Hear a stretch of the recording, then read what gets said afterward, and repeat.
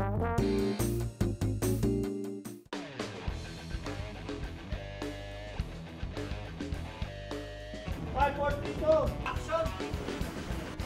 Hello po sa inyong lahat. Nandito po ako ngayon sa location namin na hospital. Nandito ka ngayon sa dressing room. Tapos nandito yung mga nag-makeup sa akin. Ito. Ayan. Ito may nag-makeup kay Destiny Rose. Ayan. Ayan, tapos ito naman si Sheena.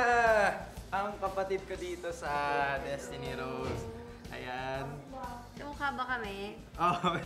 And eto naman, ang aking napakalupit na papa pero napakalupit na aktor din.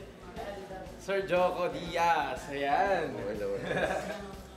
Ayan po, yung mga ibang kasa sa kabilang sa kabilang dressing room. Pupuntahan natin sila mamaya. Si Ken, galing si Ken. In character siya, so hindi naman siya bumibitaw sa character niya habang nasa take kami. Pero he's easy to work with. Pag si Ken, pag nandito na sa set, si Joey na siya. So, the whole day, Joey yung kasama ko. Kaya pag minsan, pag nasa labas kami, kapag may mga interviews or may promo, syempre siya si Ken. Kaya medyo nagugulat-gulat pa ako, naninibago ako. Ang mahalaga, binigyan tayo ng pagkakataon para itama yung mga mali natin. Sa ngayon, marami pa raw dapat pakaabangan sa nag-iisang transgender telenovela sa telebisyon.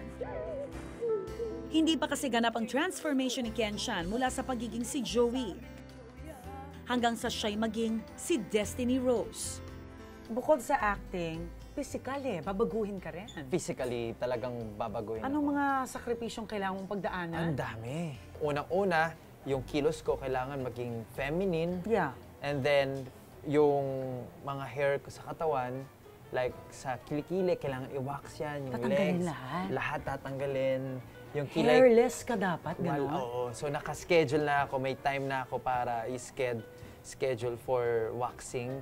Yung kilay ko, babaguhin lahat, kukulayan. Ninipisan. Kukulayan din, lahat, everything. Bigyan mo lang kami ng preview. Ano ba yung lalabas na Destiny Rose? Anong itsura niya? Magugulat ba talaga lahat? Magugulat lahat sa kakalabasan ko. Ako ate sigurado, sobrang excited ni Mama makita ka. Ang tagal-tagal kaya niyang hindi nakikita. Dahil nga convincing ang pagganap ni Ken sa Destiny Rose, tila marami ang nagdududa sa kanyang pagkalalaki. Pusong babae rin nga ba siya sa tunay na buhay? Sa mga nagtatanong, ano ba talaga si Ken? Parang nako-convince na kami na may pagka-soft itong si Ken Babae, lalaki, ano ba? Lalaki po ako. Lalaki, si Lalaki Ken po siya. ako, opo. Ang kwento ng tunay na buhay ni Ken Chan, parang rosas na naghihintay ng tamang pagkakataong mamulaklak. Mula sa mga supporting role, ngayon, namumukadkad na rin ang kanyang showbiz career. Tila ito nga talaga ang destiny ng isang Ken Chan. Anong aral ng tunay na buhay ni Ken Chan? Merong sinabi si Destiny Rose, sabi niya, ang buhay raw ay parang bahaghari. Kailangan ng araw at ulan para magkakulay ito. At yun na rin ang naging motto ko sa buhay.